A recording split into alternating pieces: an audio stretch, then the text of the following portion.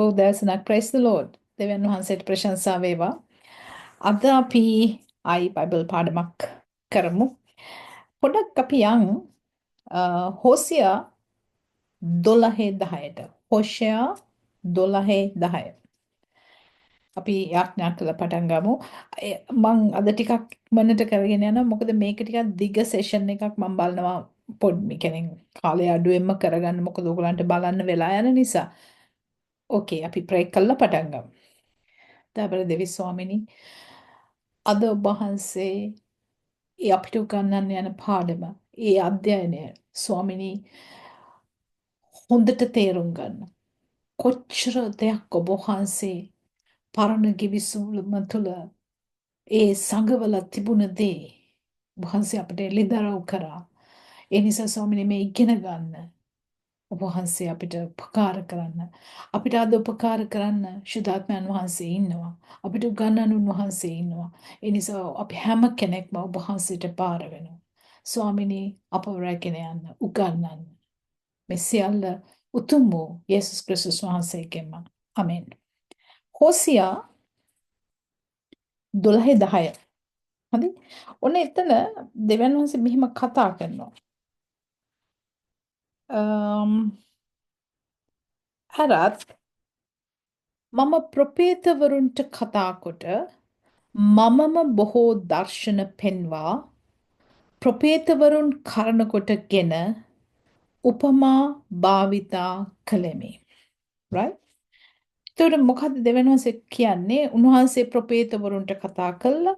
උන්වහන්සේ දර්ශන දීලා ඒ ප්‍රොපේතවරු හරහා උපමා භාවිතා කරා කියන. ඔක ටිකක් අපි ඉංග්‍රීසි බයිබලයේ බැලුවොත් මෙන්න මෙහෙම කියනවා. I have also spoken by the prophets. ප්‍රොපේතවරුන් මාර්ගෙන් කතා කරා. I have multiplied divisions. බොහෝ දර්ශන පෙන්වු. And use similitudes. උපමා කියලා සිංහල බයිබලයේ තිබුණාට අපිට ඉංග්‍රීසි බයිබලයේ කියන්නේ use similitudes by the ministry of the prophets. මොකද්ද similitudes කියන්නේ? නැත්නම් මේ උපමා භාවිතා කරා කියන්නේ. අපි දන්නවා භාෂාවක් කතා කරනකොට ඒකේ අලංකාර තියෙනවා, භාෂා අලංකාර තියෙනවා, නොඑක් දේවල් තියෙනවා. ඒතර අපිට ඒකේ එනවා එක දෙයක් figures of speech කියලා. ඒ කියන්නේ එතකොට අපිට මෙන්න මෙහෙම කියන්න පුළුවන්. උපමා, සමානකම්, similes. එහෙම නැත්නම් උපමාවක් පෙන්නලා කෙනෙක්ව නියෝජනය කරන දේ පෙන්වන්න පුළුවන්. හරි? metaphors කියලා කියනවා අපි. metaphor එකක් කියලා කියන්නේ නියෝජන කිරීම, නියෝජනය කිරීම.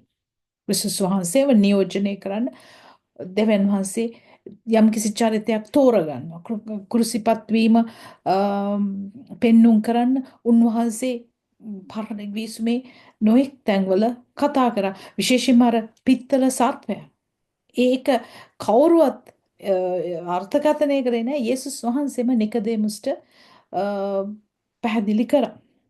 ඒ වගේම ටයිප් කියලා කියනවා.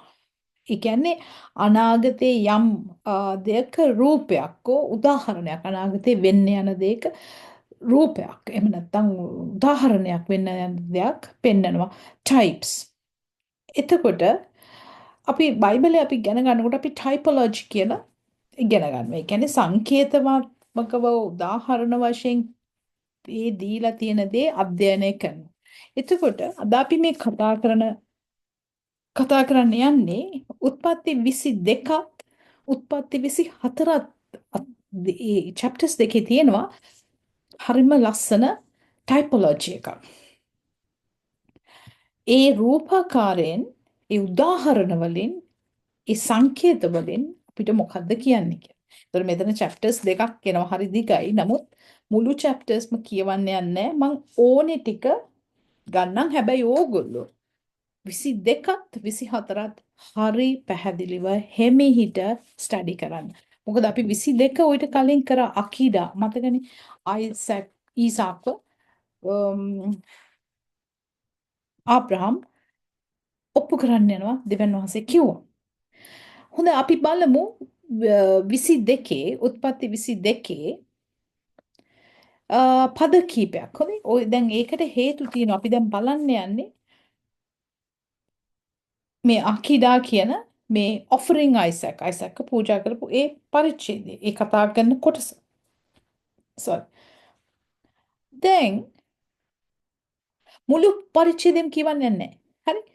මෙතන මට පෙන්වන්න ඕනේ මේ ඉන්න චරිත කවුද මෙතන ඉන්නේ? ආබ්‍රහම් ඉන්නවා, ඊසාක් ඉන්නවා, තරුණයන්, ඒ කියන්නේ වැඩ කරන දෙදෙනෙක් ඉන්නවා. 4 දෙනෙක් ගැන කතා වෙනවා උත්පත්ති 22. කොහොමද වෙන්නේ? අපි බලමු 22 3. 22 3 කියනවා ආබ්‍රහම් අලුයම නැගිට තමාගේ කොටලුවා සූදානම් කොට තමා කැටුව තමාගේ තරුණයන්ගෙන් දෙදෙනෙකු හා තමාගේ පුත්‍රු ඊසාක්ද රැගෙන දවන පූජාව පිණිස දර පලාගෙන නැගිට දෙවන් වහන්සේ වූ කී ස්ථානයට ගියේය. කී දෙනෙක් පෙන්නුම් කරනවද තරුණ? දැන් ආබ්‍රහම්ට ස්ටාෆ් හිටිය ඕන තරම්. වැඩ කරන මිනිස්සු කොච්චර හිටියද? මොකද එයා දෙන්නෙක් තෝරගෙන ආබ්‍රහමුයි ඊසාකුයි මේ 4 දෙනා යනවා අර දෙවියන් වහන්සේ ඊසාක්ව පූජා කරන්න කියලා කිව්ව ඒ කන්දට. ඔන්න verse 2 3 අපි කියමු. verse 3 කියමු. හරි එච්චරයි. ඊට පස්සේ බලන්න 5 වෙනි පදේ. ආබ්‍රහම් තමාගේ තරුණයාට කතා කරා. නෑ අපි 4 වෙනි පදයක් කියමු. 3 වෙනි දින ආබ්‍රහම් ඇස් එසවියේ ඒ ස්ථානය දුර සිට දුටුවෝය. ආබ්‍රහම් තමාගේ තරුණයන්ට කතා කොට කොටලුවා සමග නුඹලා මෙහි සිටපල්ලා ළමයාත් මමත් අතනට ගොස් නමස්කාර කොට නුඹලා වෙතට නැවත එන්නෙමුයි කිව්වේ. හොඳ ප්‍රොමිස් එකක් ආබ්‍රහම් කියනවා. ඒ ආව අනිත් තරුණයන්ට කතා කරලා කියනවා දෙන්නට ඕගොල්ලෝ මෙතන ඉන්න. මායි මගේ පුතයි ගිහිල්ලා නමස්කාර කරලා ආයි එන්න. ඇතහිල්ලේ වචනයක් කියනවා. මොකද ආබ්‍රහම් දන්නවා ඊසාක් පූජා කරන්න මේ යන්නේ. නමුත් ඊසාක්ව නැවත දෙවියන් වහන්සේ නැගිටවනවා කියන ඇදහිල්ල ආබ්‍රහම් තුල අනිවාර්යෙන් තියෙන්නේ නැති. මොකද පොරොන්දුවක් දීලා තියෙන දෙවියන් වහන්සේ ගැන උන්වහන්සේ ගැන එච්චර ආබ්‍රහම් මිස් කරගත්තේ නෑ ඒක. කාටවත් කියන්න ගියෙත් නෑ. ඔය ඒ ආබ්‍රහම්ට තමන්ගේ පුතාව නැති උනේ ඔප්පු කරන්න කියලා කිව්ව දවසේ. හදවතින් ඔච්චර වේදනාවක් ඇද. නමුත් ඒව ගැන හිතන්න ගියේ නෑ. එතකොට දැන් මෙතන අපේ පොයින්ට් එක 4 දෙනා යනවා. නමුත් කන්දට යන්නේ පූජාව තියන්න යන්නේ ආබ්‍රහම් සහ ඊසාක් පමණයි. ඊට පස්සේ 6 ආබ්‍රහම් එවිට ආබ්‍රහම් දවන පූජාවට දර රැගෙන තමාගේ පුත්‍රෝ ඊසාක් පිට තබා තමාගේ අතින් ගිනිද පිහියද ගත්තේ. ඔහු දෙදෙනා එක්ව ගියේ. දැන් මෙතන 6 verse 7 ඉංග්‍රීසි බයිබලයේ තියෙන්නේ verse 7 එකේ verse 8 8 වෙනි පදේ තියෙනවා. And Abraham said, my son, God will provide him a lamb for the burnt offering. And so they first, so they went both them together. Together කියලා කියන්නේ දෙන්නම එකතු වෙලා agreement එකේ. කියන්නේ එකඟතාවයෙන් ගිය ගමනක්. ළමයාව බලෙන් අරන් ගියේ නෑ. පොඩි ළමයෙකුත් නෙමෙයි ඊසාක් අවුරුදු 30කට ආසන්න වයස තියෙන තරුණයෙක්. ඔහු මේ බලෙන් එක්කන් ගිහිල්ලා පූජා කරන්න ගියේ නෑ. went in කියන්නේ so they went both of them together. දෙදෙනෙක් එකට දෙයක් කරන්න බෑ එකඟතාවයක් නැතුව. ඊට පස්සේ අපි දන්නවා ගිහිල්ලා පූජාව ඔප්පු කරන්න මේ ටික ඔයගලන්ට කියවගෙන යන්න පුළුවන්. 19 වෙනි පදයට 18 කියමුකෝ. මාගේ ශබ්දයට නුඹ කීකරු නිසා නුඹේ වංශය කරනකොටගෙන පොළොවේ සියලු ජාතිහු ආශිර්වාද ලබන්නෝයයි කියා මා ගැනම දෙව්ලමේ ස්වාමින් වහන්සේ කියනසේක. යා අබ්‍රහම්ගේ කීකරුකම නිසා හැම කෙනෙක්ම ආශිර්වාද ලැබුවා. ඊට පස්සේ 19 කියනවා ආබ්‍රහම් තමාගේ දැන් කතාව ෂිෆ්ට් වෙනවා. හරි? ආබ්‍රහම් තමාගේ තරුණයන් වෙතට හැරී ආවෝයි. කවුද ගියේ? ඊසාක් ගියා, ආබ්‍රහම් ගියා, අර වැඩ කරන දෙන්න හිටියා. දැන් ආබ්‍රහම් හැරී එනවා. මෙතන ඊසාක් ගැන සඳහන් වෙන්නේ නැහැ. හරි? මතක තියාගන්න. ඊසාක් ගැන නැවත කියන්නේ 24 වෙනි පරිච්ඡේදයේ ඊසාක්ට රෙබෙකා මනමාලියෙක් හැටියට ගේනකම් ඊසාක් මෙතන මිසින්. ඔහුව පෙන්눔 කරන්නේ ඔහුව මේ කතාවේ තවත් දුරට සඳහන් වෙන්නේ මෙතන ඉඳන් 24 වෙනකම්. ඒතර මේකයි කියන්නේ හොඳ ටයිපොලොජි එකක් තියෙන උතුම්ම උදාහරණයක් ත්‍රිත්වයට දෙන උදාහරණයක් පියාණන් වහන්සේ පුත්‍රයාණන් වහන්සේ ශුද්ධාත්මයන් වහන්සේ තාත්තා පුතා සහ එහා සමග ඉන්න හවුල් මෙහෙකරුවා හොඳම ස්ටුවර්ට් ගැන තමයි මේ කතා කරන්නේ. හරි? දැන් අපි දැන් 23 තියෙන්නේ සාරාගේ මරණය. එතකොට අපි 24ට. දැන් 24 හරි 24 ටිකක් දුර අපිට කියවන්න වෙනවා. right 24 දැන් උන ආබ්‍රහම් වයසයි යාට ඕනේ ඊසාක්වට බන්දලා දෙන්න කාව හරි මනමාලික. හැබැයි කාව හරි නෙමෙයි ආබ්‍රහම්ට ඕනේ එයාගේ දේශයෙන් කෙනෙක් කානාන් දේශයෙන් නෙමෙයි. 24 කියනවා ආබ්‍රහම් මහලුව වයෝවෘද්ධව සිටියේ ස්වාමින් වහන්සේ සියල්ලෙහි ආබ්‍රහම්ට ආශිර්වාද කර තිබුණේය.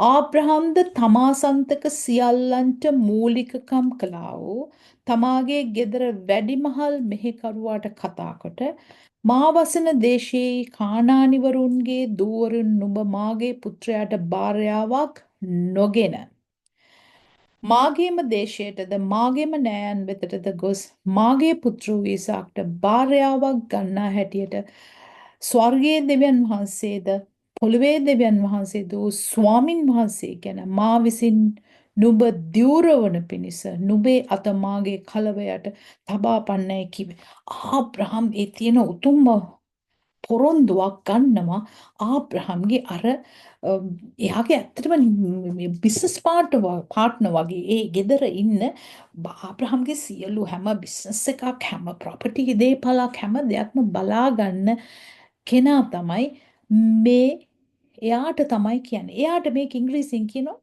unnamed servant.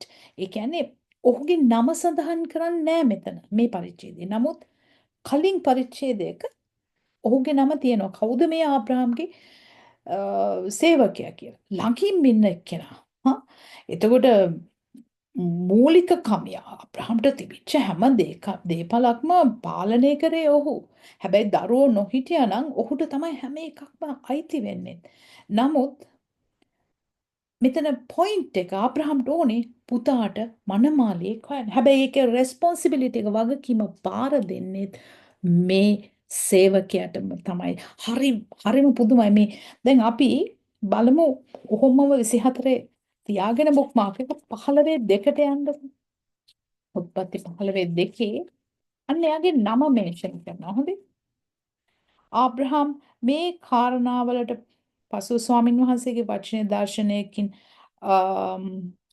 ආබ්‍රහම් වෙත පැමිණ ආබ්‍රහම් බයනවන්න නුඹේ පලිහද නුඹේ ඊටා මහත් විපාකයේද මමයි කීසේක. ආබ්‍රහම් කතාකට ස්වාමින් වහන්සේ මට දරුවෙක් නැත. දමස්කේ එලියසර් මාගේ උරුමකාරයා වෙන්ට සිටින්නේ.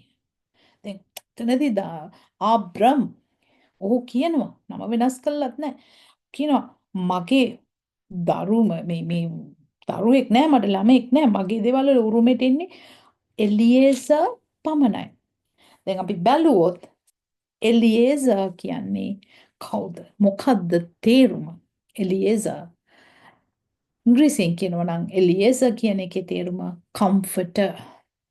දැන් අපිට මතක් වෙන්න ඕනේ comforter. එහෙම නැත්නම් සැනසිලිකාරයනෝ. ඔහු තමයි සනසන කෙනා. ආබ්‍රහම්ගේ ළඟින්ම ඉන්න ඔහුගේ හැම දේපලකම පාලනය බල තියන කෙනා.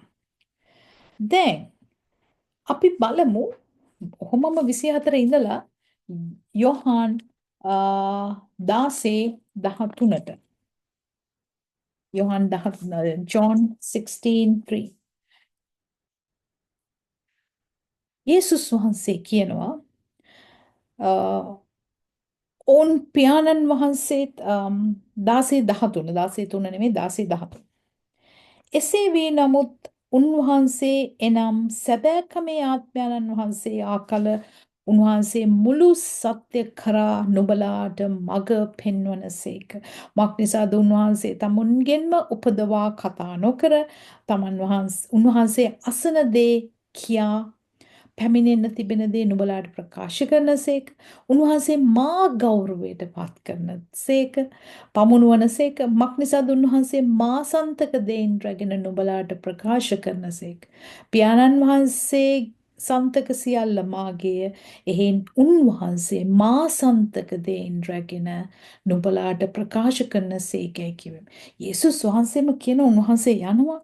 හැබැයි සත්‍යතාවයේ ආත්මයන් වහන්සේ ඇවිල්ලා අපිට හැමදේම පෙන්නුම් කරන නිකං කතා කරන්නේ ක්‍රිස්තුස් වහන්සේගෙන් අරගෙන කතා කරන්නේ හැම වෙලාවෙම Holy Spirit ශුද්ධාත්මයන් වහන්සේ මොකද්ද කරන්නේ ක්‍රිස්තුස් වහන්සේව ගෞරවයට පත් කරන්නේ යම් කිසි තැනක ශුද්ධාත්මයන් වහන්සේ ක්‍රියා කරනකොට අපිට බලන්න පුළුවන් ඒ දෙයින් ක්‍රිස්තුස් වහන්සේව ගෞරවයට පැමිණෙනවාද එතකොට අපිට බලන්න පුළුවන් මේ ශුද්ධාත්මයන් වහන්සේමද ක්‍රියා කරන්නේ. දැන් මෙතනදී මේ එලියේසර් කියලා මේ ආබ්‍රහම්ගේ නමක් නොමැති සේවකයා හැම දැන් මෙතන කියන්නේ 24 මාගේ ගෙදර වැඩිමහල් මෙහෙකරුවාට unnamed servant ඔහු තමයි අරින්නේ නමක් නැති සේවකයා.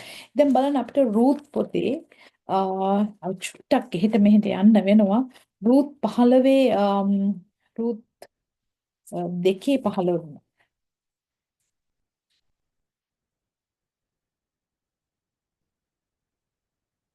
ඔයාලා ගොඩක් මෙතෙන්ට දාන්නත් මම කැමති නෑ. නමුත් රූත් 2:5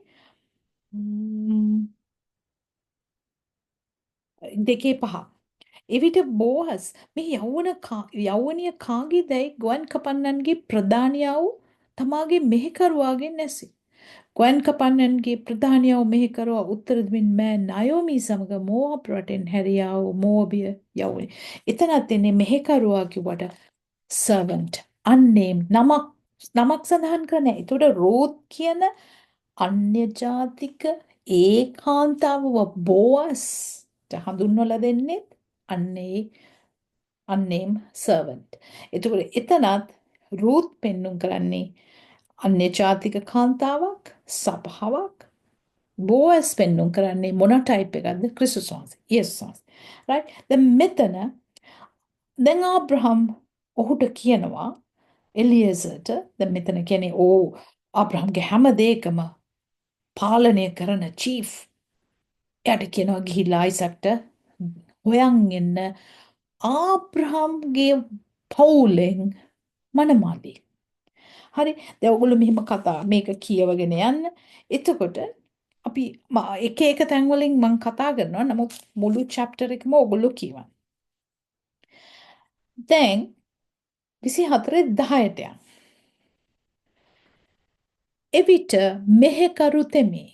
ඒ කියන්නේ එලියේසර්. එහෙම නැත්නම් අර ආබ්‍රහම්ගේ ප්‍රධාන ළඟින්ම ඉන්න ඒ මෙහෙකරුවා. ස්වාමියාගේ ඔටුවන්ගෙන් දස දෙනෙකු රැගෙන පිටත්ව ගියේය. ඔහුගේ ස්වාමියාගේ සියලු වස්තුව ඔහුගේ අත යටතෙහි වූයේ. කොහොමද ආබ්‍රහම්ට මොන ප්‍රොපර්ටි තිබුණාද කොච්චර සේවකයෝ විදිහට මේ හැම කෙනෙක්වම පාලනය කරේ අන්න ඒ සේවකයා. පෞල්තුමා හැමතිස්සෙම අපිට කියනවා හොඳ ගබඩාකාරයෙක් වෙන්න, හොඳ ස්ටුවර්ඩ් කෙනෙක් වෙන්න ක්‍රිස්තුස් වහන්සේ දීපු සේවයට. දැන් මෙතන මේ කතා කරන මේ සේවකයා ආබ්‍රහම්ට හරිය විශ්වාසවන්තයි. ඔහුගේ පාලනයේ තියෙන්නේ. ඔහු දැන් ඔටුව 10 දෙනෙකුත් අරගෙන ඔටුව 10 දෙනෙක් එක්ක බඩුත් තරම් ගමනට ලෑස්ති වෙලා යනවා. ඔහු පිටත් වී මෙසපොතේමියේ නාහෝර්ගේ නුවරට ගියේය. සවස් වේලේ ස්ත්‍රීන් වතුර අදින පිණිස නික්ම යන වේලෙහි ඔහු නුවරින් පිටත වතුර ලිඳ ළඟ තමාගේ ඔටුවන් දන ගැස්සෙවේ. දැන් මෙයා ඔටුව ටික පොඩ්ඩක් රෙස් කරන්න තියලා මේ බලන්න දැන් ඔහුගේ ආඥාව. මාගේ ස්වාමියා වූ ආබ්‍රහම්ගේ දෙවි වූ ස්වාමින් වහන්සේ මේ දවසේ මාගේ ගමන සඵල කරමින් මාගේ ස්වාමියු ආබ්‍රහම්ට කරුණාව පෙන්නුව මැන. බැලුව මැනව. මම දිය උල්පත ළඟ සිටිමි. නුවර මනුෂ්‍යයන්ගේ දුවරු වතුර අදින පිණිස නික්ම ඇති. මට බොන පිණිස නුඹ කලය පහත් කරපන්නයි මම යම් තරුණියකට කීවාම. බීපන්න. නුඹේ ඔටුවන්ටත් බොන්න වතුර බොන්ට දෙමි කියන්නා වූ ඕතමෝ ඔබගේ මෙහෙකරු ඊසාක්ට ඔබ වහන්සේ නියම කළ තැනැත්ති වේවා මාගේ ස්වාමියා කෙරෙහි ඔබ වහන්සේගේ කරුණාව පෙන්වූ බව එයින් දැනගන්නෙමි කී. තවද ඔහු කතාකොට නිම වෙන්න පළමුවෙන් බලව ආබ්‍රාම්ගේ සහෝදර නාහෝර්ගේ භාර්යාව වූ මිල්කාගේ පුත්‍ර වූ බෙතියොල් නිසා උපන්නා වූ රෙබෙක්කා ඇගේ කලය තබාගෙන පිටතට ආවාය. ඊ තරුණී ඉතා ශෝභන පෙනීමක් ඇතිය කන්‍යාවක්ය පුරුෂයෙකු නොහැඳින සිටිය. දැන් එලියස ඔහු ගිහිල්ලා ඔහු යාඥා කරනවා එතන ඉඳන්. අනේ මොකක්ද යාඥාව? ආබ්‍රහම්ට කරුණා කළා අර එන්න ඉන්න මනමාලව සොයාගන්න දෙවියන් වහන්සේගේ උපකාරය ඉල්ලනවා. ඒ ඉල්ලනකොටම 12 13 14 ඔහුගේ යාඥාව ඒ ඉවර වෙන්නත් කලින් අන්න ඔහු කියන ආකාරයෙන්ම ඒ ගෑනු ළමෙක් කෙනවා කන්‍යාව පුදුම ලස්සනක් තියෙන කෙනෙක් එනවා. කිසිම පිරිමියෙක් එක්ක සම්බන්ධකමක් නැති ඒ ගෑනු ළමයා ඒ කන්‍යාවිය එනවා. උල්පත ළඟට බැස කලය පුරවාගෙන ගොඩට ආවාය. මේ කරුවා දිරියට දුවගොස් නුඹේ කලෙන් වතුර ටිකක් බොන්න දීපන්නයි කී. ඈද මාගේ ස්වාමිනී බීව මැනවයි කියා ඇගේ කලේ ඉක්මනින් අත පිටටගෙන ඔහුට බොන්න දුන. දැන් එලියස ක්‍රියාත්මක වෙනවා. ඔහු ගිහිල්ලා කියනවා අනේ මට වතුර ටිකක් බොන්න දෙන්න. ටක් ගාලා රෙබෙකා මොකද කරන්නේ? එයාගේ පිච්චර් එක එයාගේ කලය ඒ වතුර ගෙන ආපු භාජනය පහත් කරලා එලියසට බොන්න දෙනවා. ඒ සේවකතුමාට බොන්න දෙනවා. ඔහුට බොන්න දුන් පසු ඔබගේ ඔටුවන්ද බී නිම වෙන තෙක් උන්ටත් ඇද දෙන්නේ මේ කීවායි. ඉක්මනට ඇගේ වතුර කලය ඔරුවේ වත්කොට අදින පිණිස නැවත ලිඳට දිව ගොස් ඔහුගේ සියලු ඔටුවන්ටත් වතුර ඇද්දාය. ඒ මනුෂ්‍ය ඈදෙස ඕනෑකමින් බලා ස්වාමින් වහන්සේ තමාගේ ගමන සඵල කළ සේක්දැයි නැද්දැයි දැනගන්නා පිණිස නිශ්ශබ්දව සිටියේ. තවද ඔටුවන් දැන් රෙබෙකා නිකං හිටියේ නෑ. රෙබෙකාගෙන් ඇවිල්ලා ඉල්ලුවේ වතුර ටිකක් බොන්න. දැන් එලියසගේ ප්‍රයායක මොකද්ද? මේ සේවකයාගේ ප්‍රයායක මොකද්ද? 12 13 14 ඔහු යාඥා කරනවා දෙවියන් වහන්සේට ස්වාමිනී ඒන ළමයා ඒ ගෑනු ළමයා එයා මට වතුර බොන දීලා ඒ වගේම නුඹේ ඔටුවන්ටත් බොන්න දෙමි කියන්නා ඕතමෝ මට විතරක් නෙමෙයි ඔටුවන්ටත් බොන්න වතුර දෙන කෙනෙක් වෙන්න කියලා. එයා එහෙම කරයි කියලා ඔහු යාඥා කරනවා. ඒ විදියටම රෙබෙකා එනවා. මේ සේවකයාට බොන්න දෙනවා. දීලා එයාම යාගේ කැමැත්තෙන් කැමැත්තෙන් එයාම ඔටුවන්ටත් බොන්න වතුර දෙනවා. ඔටුවන්ට වතුර බොන්න දෙනවා කියන එක ලේසි වැඩක් නෙමෙයි. ඔටුව එච්චරට වතුර බොනවා. ඒගොල්ලෝ මොකද ස්ටෝර් කරලා තියාගන්නවත් නේ. ඒතර එක ඔටුවෙක් නෙමෙයි 10 දෙනෙක්. හරි? පුදුම වැඩක් රෙබෙකා කරනවා. රෙබෙකා හොඳ ශක්තිමත්, හොඳ ධෛර්යමත් කන්‍යාවක්. ඒ වගේම ලස්සන කෑම්ළමෙක්. එයා ඇහුවාම එයා ප්‍රශ්න අහන්න ගියේ නෑ. වතුර ඉල්ලුවා වතුර දුන්නා. එයා දැක්ක ඔටුවොත් ඉන්නවා. එයා දැකලා එයා ඒ සත්තුන්ටත් වතුර ඇදලා දුන්නා. යාඥා කළා ඉවර වෙන්නත් කලින් ඒ මෙහිකරුවට උත්තරේ ලැබුණා. ඊට පස්සේ හරි ලස්සනයින්දි දැන් එයා වැඩ කරනවා. දැන් අපිට මේක කතා කරනකොට හිතෙන්න ඕනේ මොකද්ද මේ ස්වාමීන් වහන්සේ අපිට කතා කරන්නේ. ඒ මිනිස්සයා බලාගෙන ඉන්නවා මේ ගෑනු ළමයා මෙච්චර කඩිසර වතුර ඇදලා දීලා මහන්සි වෙලා අනේ කිව්වෙත් නෑ ඔටුවන්ටත් වතුර බීලා ඉවර වුණාම ඒ මිනිස්සයා ෂෙකෙල් භාගයක් බර ඇති රන් නාසාභරණයක්ද ඇගේ අත්වලට ෂෙකෙල් 10ක් බර ඇති රන් බලලු දෙකත් රැගෙන දී ඒ ළමයාට නිකන් ඇරියේ නෑ රත්තරන් වලින් එයාට ජුවෙලරි රත්තරන් වලින් තෑගි දුන්නා. එයාට සමහර විට නළලට දාන රත්තරන් දෙයක්, නහයට දාන දෙයක් හෝ වෙන්න පුළුවන් වලලු දෙකකුත් එක්ක දුන්නා. ඊට පස්සේ තමයි එයා අහන්නේ. දැන් මතක තියාගන්න අපිටත් උන්වහන්සේ කතා කරාම උන්වහන්සේගේ සේවයට ඕගොල්ලන්ට කතා කරාම ඕගොල්ලන්ගේ අර කටිනම් පියවර ඒකෙන් ඔව් ස්වාමීනි I am willing මම කරන්නම් කියලා ගියාම උන්වහන්සේට කොහොමද කොච්චර පිපාසයෙන් ඒ දේ කරනවද උන්වහන්සේ නිකන් ඇරියේ නෑ නිකන් අරින්නෙත් නෑ බලන්න ගෑනු ළමයට දෙනවා රත්තරන් වලින් එයා ඒව ඉල්ලලා දාවේ නෑ බලාපොරොත්තුෙන් දාවේ නෑ වතුර ඉල්ලුවම දුන්නා තත්වයේ දැක්කා සතුන්ටත් වතුර දුන්නා හැබැයි මහන්සි වුණා ඔටුව 10කට වතුර ඇත්ත දැන් අහනවා එයාගේ පවුලේ විස්තර. නුඹ කාගේ දියණියෝදයි මට කියන ලෙස ඉල්ලමි.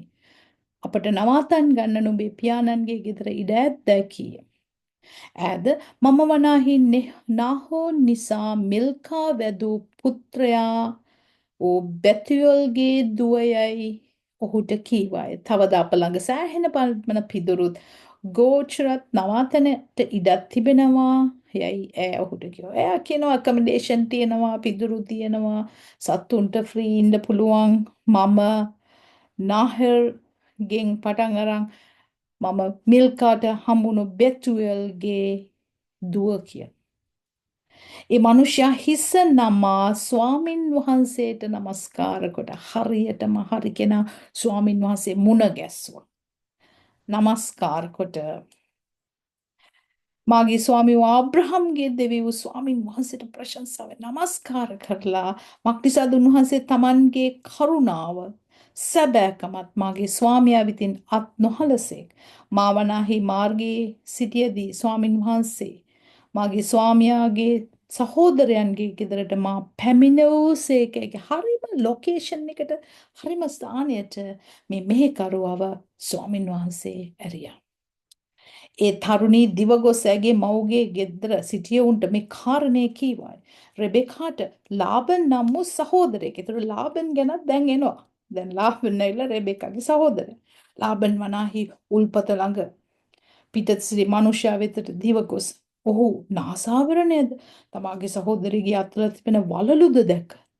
මේ මනුෂ්‍යයා මට මෙලෙස කතා කළේ කියා තමාගේ සහෝදරි රෙබෙකා කී වචන ඇසූ කල ඒ මනුෂ්‍යයා වෙතට ගියේ.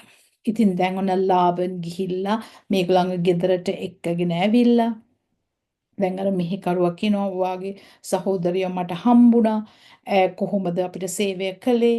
මම යාට තෑගි දුන්නා කියලා මේ කතාව කියාගෙන යනවා. ඔහොම ගිහිල්ලා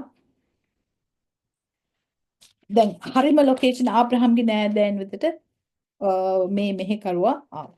දැන් ඔගොල්ලෝ ඒ ටික කියාගෙන කියවගෙන යන්න 31 ඉඳන් 49 වෙනකන් ඔගොල්ලෝ දැන් කියවගෙන යන්න. අපි බලමු 50 ඉඳන්. එවිට ලාබන් සහ බෙතුවෙල් උත්තර දෙමින් මේ වනාහි ස්වාමීන් වහන්සේ කෙරෙන් පැමිණි කාරණයකි. නරකක්වත් හොඳක්වත් නුඹට කියන්න අපට නොපුළුවන. මෙන්න රෙබෙකා නුඹ ඉදිරියේය. ඈ කැඳවාගෙන ඵලයන්න. ස්වාමින් වහන්සේ කී ලෙස ඈ නුඹේ ස්වාමියාගේ පුත්‍රයාගේ භාර්යාව වේවයි කිව්වා. මොකද ඒ සේවකයා කියනවා ලාබන්ට මම ආවේ මොකකටවත් නෙමෙයි ආබ්‍රහම් ආව එව්වා ඊසාක්ට මනමාලයෙක් හොයන්න තමන්ගෙම පවුලෙන්. එතකොට ලාබනුයි බෙතුවෙලුයි කියනවා අපිට මුකුත් කියන්න බෑ. ස්වාමින් වහන්සේ කිව්වා නම් මෙන්න රෙබෙකා ඉන්නවා. මෙන්න රෙබෙකා ඔයාගේ ස්වාමියාගේ පුතාගේ භාර්යාව වේවා. ආබ්‍රහම්ගේ මෙහෙකරු තෙමේ. ඔවුන්ගේ වචන ඇසූ විට බිමට නැමී ස්වාමින් වහන්සේට නමස්කාර කළේ. තව සැරයක් ස්වාමින් වහන්සේට නමස්කාර කළා. මෙහෙකරුවා රිදී ආභරණද, රන් ආභරණද, වස්ත්‍රද ගෙනවුත් රෙබෙකාට දුන්නේ. තවද ඔහු ඇගේ සහෝදරයාටත් මව්ටත් අනර්ඝ දේවල් දුන්නේ. එනම් ඔහු සමග සහ ඔහු සමග සිටි මිනිසුන් කාපී මුළු රාත්‍රී නැවතී උදේ නැගිටින විට මාගේ ස්වාමියා වෙතට මා යන්ට හැරපල්ලාවයි ඔව් කීවේ. ඇගේ සහෝදරයාද මව්ද තරුණී ටික දවසක් දස දවසක්වත් අප සමග සිටීවා. ඉන්පසු යන්න පුළුවනයි කිව්වා. දැන් මේගොල්ලන්ට රෙබෙකට දෙනවා බොහෝ තෑගි තව තෑගි දෙනවා රත්තරන් රෙදි ඇඳුම් ඒ වගේම අම්මට තාත්තට එයාගේ සහෝදරයන්ට රෙබෙකාගේ සහෝදරයන්ටත් මව්ටත් දුන්නා.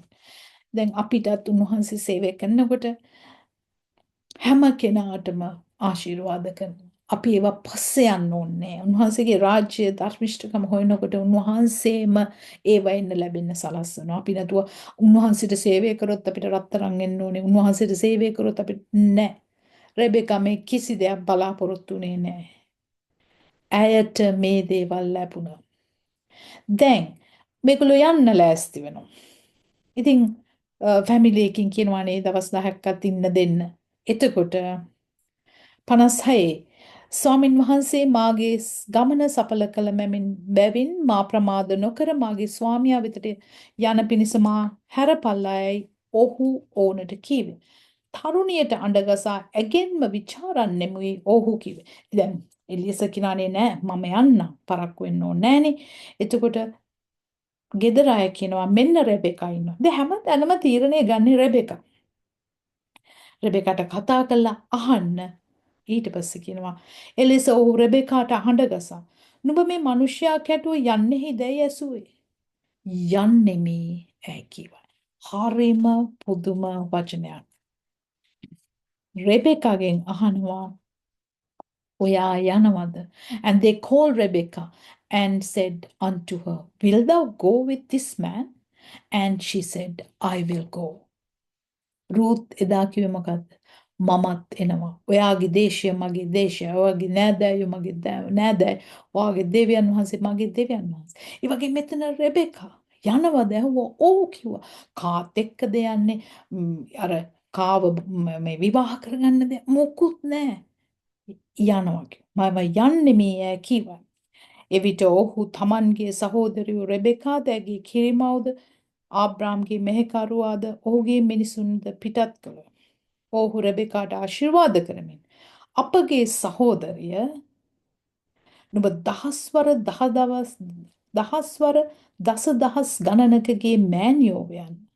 නුඹේ වංශය තමන්ට වෛර කරුණන්ගේ දොරටුව හිමි කරගනීවයි. ඒගොල්ලොම රෙබෙකාව ආශිර්වාද කරනවානේ දහස් ගණන් දහදහස් ගණනක අම්මා වෙන්න කියලා. 61 දැන් ඔන්න අයිසැක් සීන් එකට එනවා. දැනුයි එන්නේ. අර 22 මොරිය කන්දට ගිහිල්ලා ඒ ඔප්පු කරන්න ගිහිල්ලා එතන කතාවෙන් පස්සේ ආබ්‍රහම් විතරක් එල්ල බේර්ෂිබා වලට යනවා. නමුත් දැන් තමයි අයිසැක් එලියටෙන් අයිසැක් ගිය අනිවාර්යෙන් මොරියා කන්දේ හිටියේ නෑ. ඔහු හිටියා. නමුත් ඔහු ගිය තැනක් සඳහන් කරේ නෑ. මොරියා කන්දෙන්ම ඔහු නිකන් නොපෙනී ගියා වගේ. ඒකට සඳහන් කරේ නැහැ. අයිසැක් ගැන සඳහන් වෙන්නේ මෙතනදී 61. රෙබෙකා දැගේ තරුණියෝද නැගිට ඔවුන් ඔටුවන් නැගිට ඔටුවන් පිට නැගී ඒ මනුෂ්‍යා කැටුව ගියෝ. මෙහෙකරුවා රෙබෙකා කැඳවාගෙන ගියේ. ඊසාක් බෙර්ලහයිරොයිට යන පාරෙන් ආවේ. මක්නිසාද ඔහු දකුණු දේශයේ විසුවේ. ඊසාක් හවස් වේලේ කෙතේ මෙනෙහි කරන පිණිස ගියේ. මෙතන මෙනෙහි කරන පිණිස කියනකොට and Rebe 63 and Isaac went out to meditate in the field. Meditate කොම මෙතන එයා මේකදී භාවනා කිරීමක් වගේ නෙමෙයි මෙතන කියන්නේ යාඥා කරන්න එහෙම නැත්නම් එයා lament පසුතැවීමක් නෙමෙයි. ඔහු අර පහුගිය දේවල් ගැන මනස්ථාපනය වෙන්න කනගාටු වෙමින් හිටිය කාලයක්. ඔහු එහෙම හවස ඉන්නකොට තවද ඔහු ඇස්සොසවා බලා දැන් ඊසාක් දකිනවා. ඔටුවන් එනවා දුටුවේ. රෙබෙකාද ඇස්සොසවා බලා ඊසාක් දැක ඔටුව පිටින් බැස්සා. අර කෙතේ අප ඉදිරියට එන්නා වූ මේ මනුෂ්‍ය කවුරුදැයි ඔහු මෙහෙකරුවාගෙන් ඇසුවා. ඒ මාගේ ස්වාමියායයි මෙහෙකරුවා කීය. එවිට තමාගේ වැස්ම රැගෙන මූණ වසාගත්තා. දැන් රෙබෙකා අහනවා එන්නේ කවුද? එතකොට හැමදේම කෝඩිනේට් කරන්නේ, කමියුනිකේට් කරන්නේ, සම්බන්ධීකරණය කරන්නේ අර මෙහෙකරුවා. ඔහු කියනවා ඒ තමයි මගේ ස්වාමියා. රෙබෙකාට ගාලා වේල් එක දාගන්න. හරි. ඊට පස්සේ 66 මෙහෙකරුවා තමා කළා වූ සියල්ල ඊසාක්ට කිව්වේ. දැන් ඊසාක්ට මේ ගැන කියන්නේ ඊසාක් දන්නේ නැහැ. එයාට කියන්නේ කවුද? ඒ මෙහෙකරුවම තමයි ගිහිල්ලා කියන්නේ. තාත්තා කිව්වා මට මේ දේ කරන්න කියලා මම ඒ නිසා ඔගොල්ලෝගෙන් තාත්තගේ පවුලේ නෑදෑයන් ළඟට ගිහිල්ලා මනමාලය හොයාගෙන ස්වාමීන් වහන්සේගේ මඟ පෙන්වීම යටතේ හොයාගෙන මෙන්න එනවා කියලා ඔය විස්තරය ඔක්කොම ඒ මෙහෙකරුවා ඊසාක්ට කිව්වා කියලා තියෙනවා. ඊසාක් තමාගේ මව් සාරාගේ කූඩාරමට රෙබෙකා ගෙන උත් ඈ පාවා ගත්තේ. ඈ ඔහුගේ භාර්යාව වූවාය. ඔහු ඇයට ප්‍රේම කළේ. ඊසාක් තමාගේ මව්ගේ මරණයෙන් පසු මෙසේ සැනසුනේ. ඊසාක්ට සැනසීම ගේනවා. ඒ අර මෙහෙකරුවා. සනසන කෙනා කාවද ගෙනාවේ? රෙබෙකාව. රෙබෙකට ඊසාක් ආදරය කරා කියන. අම්මා හිටිය කූඩාරමේ ඒගොල්ලෝ ජීවත් වුණා. දැන් අපි ජූවිෂ් වෙඩින් එකක් යුදෙව් ඒ කාලේ යුදෙව් සංස්කෘතිය කොහොමද ඒගොල්ලෝ විවාහයක් කරන්නේ? තාත්තා තමයි මනමාලයක් හොයන්නේ. ඊට ඉස්සෙල්ලා මේගොල්ලෝ එන්ගේජ්මන්ට් එකක් තියෙන. තාත්තා මනමාලයෙක් සොයලා පුතාට යම්කිසි මුදලක් යම්කිසි පේමන්ට් එකක් කෙටුබ එකක් ඇග්‍රීමන්ට් එකක් යම්කිසි ලියවිල්ලක් ඒගොල්ලෝ ඇති කරගන්නවා. ඇග්‍රීමන්ට් එක ලියවිල්ලක් වන්න. ඔව් කෙටුබ කියලා කියනවා අපි. ඒ කියන්නේ ඒ ගැහණු ළමයා ගැන මේගොල්ලෝ අයිතියක් පවර ගන්නවා. ඒගොල්ලෝ එන්ගේජ්මන්ට් එක හැබැයි වෙඩින් එක නෙමෙයි එන්ගේජ්මන්ට් එක. ඊට පස්සේ එන්ගේජ්මන්ට් එකෙන් පස්සේ ගෑන් ළමයා වේල් එක දාගෙන ඉන්නවා. ඒතර හැම දෙකනම දක්නවා මෙයාව කාට හරි විවාහ කරගන්න එකක වෙලා තියෙන්නේ කියලා. ඊට පස්සේ මනමාලයා තාත්තගේ ගෙදරට නැවත යනවා. එයාට මනමාලිව ගේන්න තැනක් පිළියෙල කරන්න. ඊට පස්සේ ඒ මනමාලයා ගිහිල්ලා ඒ ස්ථානය පිළියෙල කරලා නැවත එනකන් ඒ මනමාලි බලන් ඉනවා. එයා දන්නේ එන දවස්. ඊට පස්සේ හදිසියෙම අර මනමාලයා නැවත පැමිණෙනවා. සෙනග පිරිවරාගෙන ට්‍රම්පට්ස් ගහලා ඒගොල්ලෝ ලොකු සෙලිබ්‍රේෂන් එකක් තියෙනවා. ඊට පස්සේ මේගොල්ලෝ මගුල්ගේ සමරනවා දවස් 7ක් 7 day සප එක. දැන් අපිට මෙතන අපි මේ කතා කරපු එකේ අපි බලමු මොකද්ද අපි කතා කරපු යද්ද දේ. ආබ්‍රහම් හිටියා, ඊසාක් හිටියා, රෙබෙකා හිටියා, අර මෙහෙකරුවා හිටියා. දැන් අපි රෙබෙකාව නැතුව අර තුන්දෙනා බලමු. ආබ්‍රහම්, ඊසාක්, එලියස. එහෙම නැත්නම් අර මෙහෙකරුවා කවුද? ආබ්‍රහම් නියෝජනය කරේ ආබ්‍රහම් මොකද්ද ටයිප් එක? ටයිපොලොජියටද බැලුවොත් ආබ්‍රහම් තාත්තා. ඊසාක් පුතා. එලියස එහෙම නැත්නම් අන්නේම්සම නමක් නැතිව ඒ ඉදිරිපත් වුණු සේවකයා කවුද? ශුද්ධාත්මයන් වහන්සේ. එතකොට ආබ්‍රහම් පෙනී හිටියා තාත්තා. ඊසාක් අර කන්දේ ඔප්පු කරන්න ගිය ඒ පුතා ක්‍රිස්තුස් වහන්සේව පෙන්눔 කරනවා. එලියස නමක් නැතුව උන්වහන්සේව ගෞරවයට පත් ගන්නේ නැතුව ක්‍රිස්තුස් වහන්සේවම ගෞරවයට පත් කරන්න ඉදිරිපත් වුණු ඒ කෙනා තමයි ශුද්ධාත්මයන් වහන්සේ. ඒක තමයි ටයිප් එක පෙන්වන්නේ.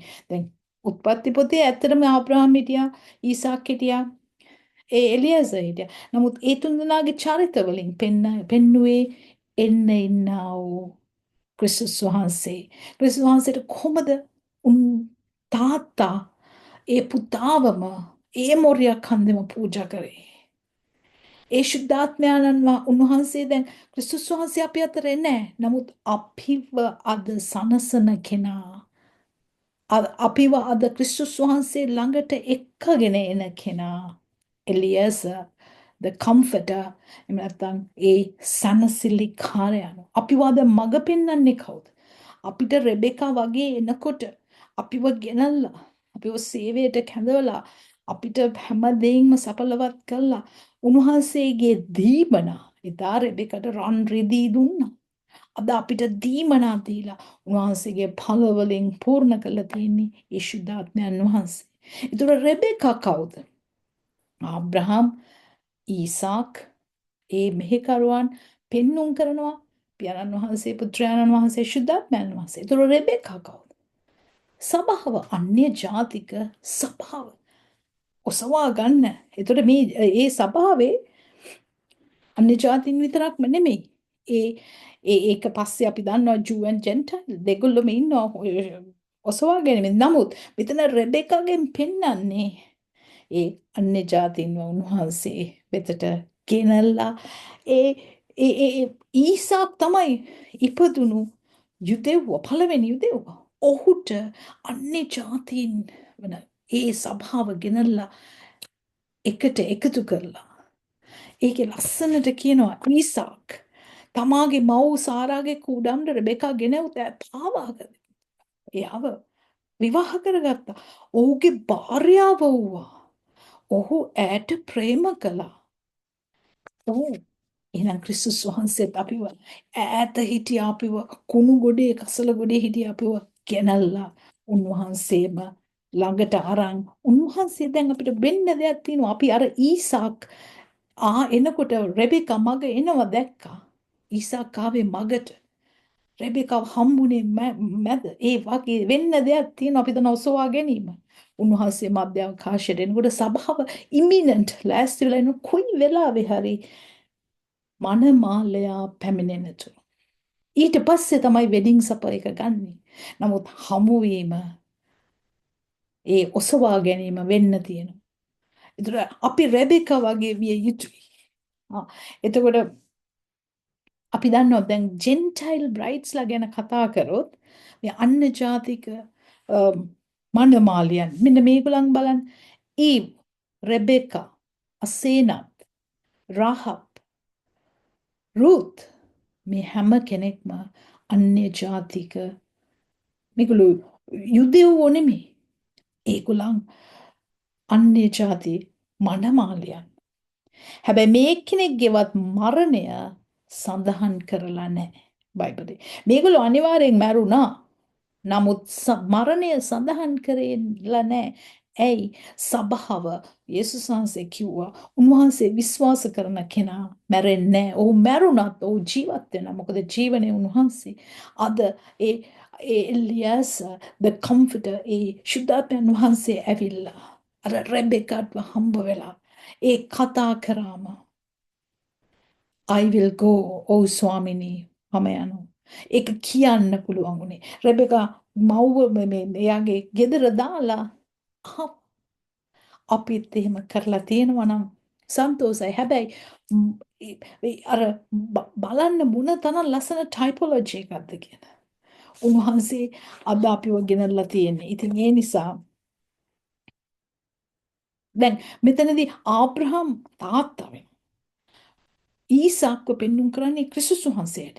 දැන් ක්‍රිස්තුස් වහන්සේ කුරුසියන ගැහුවට පස්සේ උන්වහන්සේ දැන් අපි අතර නැහැ. උන්වහන්සේ ජීවමානයි. නමුත් දැන් අපි අතර ඉන්නේ කවුද? ශුද්ධාත්මයන් වහන්සේ. ඒ නිසා ඒ හඬ අපිට අවශ්‍යයි. ඒ නිසා මේ දෙකේ 22 24 කියන ටයිපොලොජි එක දැන් බයිබල් ස්ටඩි කරනකොට අපිට එනවා ටයිප්ස්. ඉතින් මට ඒකයි හිතුනේ මේක හරිම වැදගත්.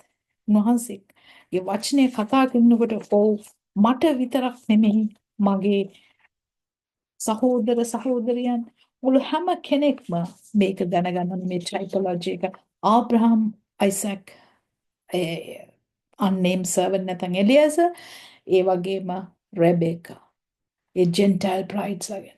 දැන් ඔයගොල්ලෝ දන්නවා ටයිප්ස් යටතේ ඒ පෙන්눔 කරපු ඉස්සරහට ඉන්න ආවා වූ ඒ හැම දෙයක්ම පිළිබඳව කොහොමද පරණ ගිවිසුමේ උත්පත්ති පොතේම මුලින් ඉඳන් දෙවියන් වහන්සේ සැලසුම් කරලා ක්‍රිස්තුස් වහන්සේගේ කුරුසිපත් වීම උන්වහන්සේ සභාව වගේ මේ හැම එකක්ම පරණ ගිවිසුමේ තිබුණා අලුත් ගිවිසුමෙන් ඒවා එළිදරව් වුණා. නමුත් අපිට මේවා හොයලා හාරලා අරගෙන අපිට බලන්න පුළුවන් මොනතරම් සැලසුමක් උන්වහන්සේට අපි කෙරේ එදා ඉඳන් තිබුණාද.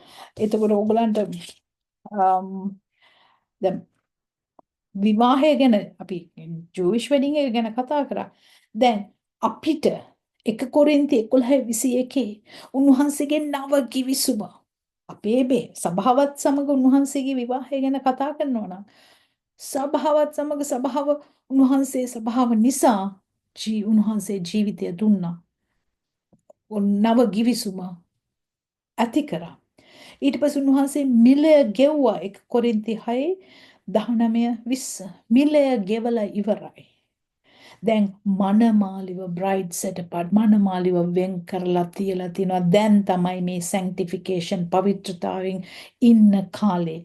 එපිස 5:25 ඉඳන් 27 1 කොරින්ති 1:2 හෙබ්‍රෙව් 10:10 13:12 ඊට පස්සේ උන්වහන්සේ දැන් පියාණන් වහන්සේ වෙතට ගිහිල්ලා ශුද්ධාත්මයන් වහන්සේ අපිට ලබා දීලා තියෙනවා. 1 තෙසලෝනික 4:16 ඉඳන් 10 වෙනකම් උන්වහන්සේගේ නැවත මනමාලිය ඔසවා ගැනීමේ ඒ මහත් වූ උතුම් උදේට උන්වහන්සේ පැමිණෙනවා. එදා ඒ ජූවිෂ් වෙඩින් එක වගේම අන්න ඒ ටයිප් එකට වගේම තමයි උන්වහන්සේ ඇවිල්ලා කුරුසේ මැරිලා මිලය ගෙවලා සභාව මිලයට අරන් දැන් සභාව මේ පොළොවේ ශුද්ධාත්මයන් වහන්සේගේ හඬින් රැගෙන යනවා. සභාව තියලා තියෙනවා කැලලක් පළුද්දක් නැතු උන්වහන්සේ එනතුරු බලාගෙන ඉන්න. කොයි වෙලාවෙයිද කියලා අපි දන්නේ නැහැ. අපිට ඩේට් කියන්න බෑ. අපිට බලාගෙන ඉන්නයි තියෙන්නේ. උන්වහන්සේ කොයි වෙලාවෙ හරි එනවා. මනමාලය එනවා. ඒ නිසා මනමාලිය රෙඩි වෙලා ඉන්න ඕනේ. හොඳයි. අද පාඩම ඔයගොල්ලන්ට ආශිර්වාදයක් වෙයි. ඔයගොල්ලෝ හැමෝටම God bless. Thank you.